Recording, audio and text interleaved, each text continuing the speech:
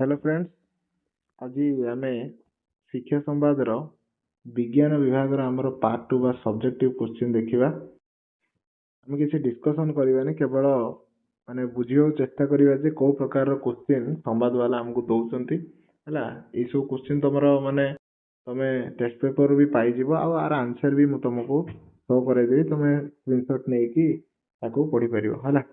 कौन कही गोटे लेखाएं प्रतिक्रियार उदाहरण दियो जो थे कौन हो अवस्थार परिवर्तन हो, तापमात्रार परिवर्तन हो, माने ताप शोषी ताप ग्राही तुम लिखिपर। वर्णर परिवर्तन हो माने कलर किसी चेंज हो, गैस बाहर है, गैस निर्गमन घटू, ए प्रकार तुम उदाहरण दब।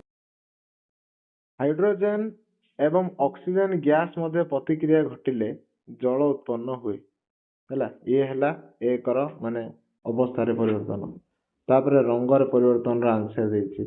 तापर एटा आउ गोटे आंसर देला है कि कौन ताप बाहरियाड़ा।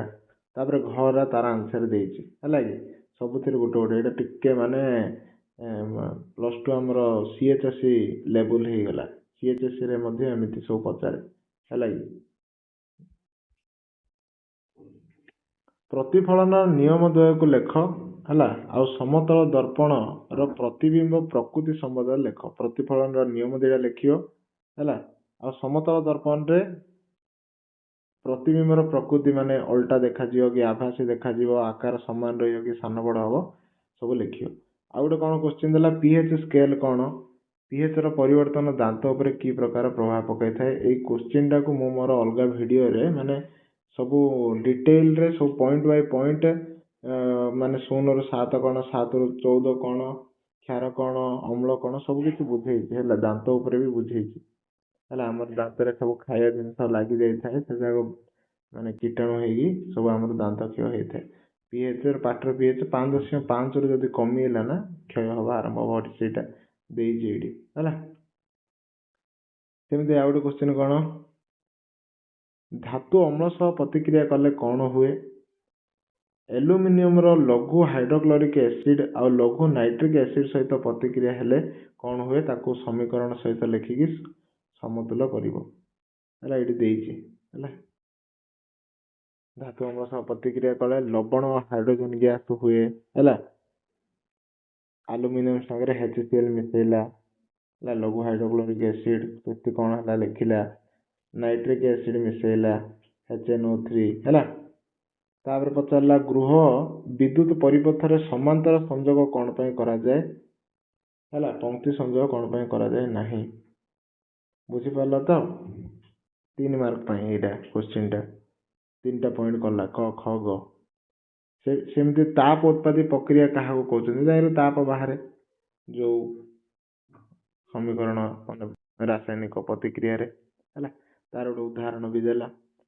सेमती आल्किन 3टा अच्छी आल्केन आल्किन आल्काइन। तो जो माने दुईटी यौगिकर अणुसंकेत लेख माने सी दुईटा नवा C2 माने N = 2 निया CnH2n सूत्र रे ठीक अच्छे। और देखो C2H4 करते C3H6 सब जनरल फॉर्मूला मन अच्छी टी कौन जनरल फॉर्मूला देख आल्केन पे होची CnH2n+2 आल्किन है। आल्किन होची CnH2n, आल्काइन होची CnH2n-2 है। तापर क्वेश्चन कहला एक मौलिकर परमाणु रो आकार और संयोजिकता कहले कौन बुझ ताको लिखिबो। पार्श्व विस्थापन कौन, क्यों सब कारक उपरे निर्भर करे है।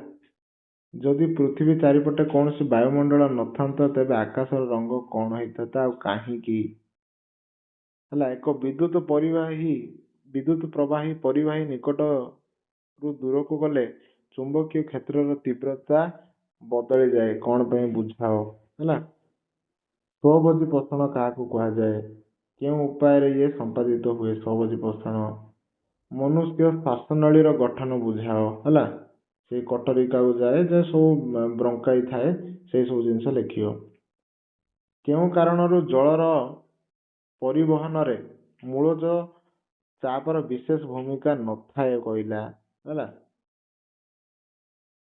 ସେଇଟା ଲେଖିବ। ତାପରେ ପକ୍ଷୀ ଆଉ ସରୀସୃପ ରେଚନ ପ୍ରକ୍ରିୟାରେ ଅଧିକ ଜଳକ୍ଷୟ କରନ୍ତି ନାହିଁ କଣ ପାଇଁ? ମସ୍ତିଷ୍କ ମେରୁ ରସର ଦୁଇଟି କାର୍ଯ୍ୟ ଲେଖ ବୋଲି କହିଲା ହେଲା, ମସ୍ତିଷ୍କ ମେରୁ ରସ। ତାପରେ କଣ କହିଛି, ଶୁକ୍ରାଣୁ ଜନନ ଡିମ୍ବାଣୁ ଜନନ ମଧ୍ୟରେ ପାର୍ଥକ୍ୟ ଦର୍ଶାଅ। ଶୁକ୍ରାଣୁ ଜନନ ଡିମ୍ବାଣୁ ଜନନ। ମେଣ୍ଡେଲଙ୍କ ଏକକ ସଂକରଣ ପରୀକ୍ଷାକୁ ଚିତ୍ରରେଖାରେ ଦର୍ଶେଇକିରି ବୁଝାଅ କହିଲା। ବର୍ଣ୍ଣନା ଅନାବଶ୍ୟକ, ମାନେ ବର୍ଣ୍ଣନା କରିବା ଦରକାର ନାହିଁ, କେବଳ ଚିତ୍ରଟା କରିଦିଅ ବୋଲି କହିଛି, ମାନେ ଆ ଅନୁସାରେ କହିଛି। ବୋର୍ଡରେ ତମକୁ ବୁଝାଅ ବୋଲି ମଧ୍ୟ କହିପାରେ ହେଲା, ଇଏ ବୁଝେଇଲା। ତାପରେ ଏଇଟା କଣ, ସୌର ତାପ ଚୁଲା କରିବ, ତାକୁ ବୁଝ। ଆଧାର ପାତ୍ର, ତାପ ଶକ୍ତି ଆଚ୍ଛାଦନ, ପ୍ରତିଫଳକ ସବୁ ବିଷୟରେ। ଇଏ ଥିଲା ବିଜ୍ଞାନର ଲଙ୍ଗ କ୍ୱେଶ୍ଚେନ୍। ଠିକ ଅଛି, ତମେ କିଛି କିଛି ଆଇଡିଆ ନେଲ, ଆକୁ ନେଇକି ତମେ ପ୍ରିପେୟାର ହୁଅ।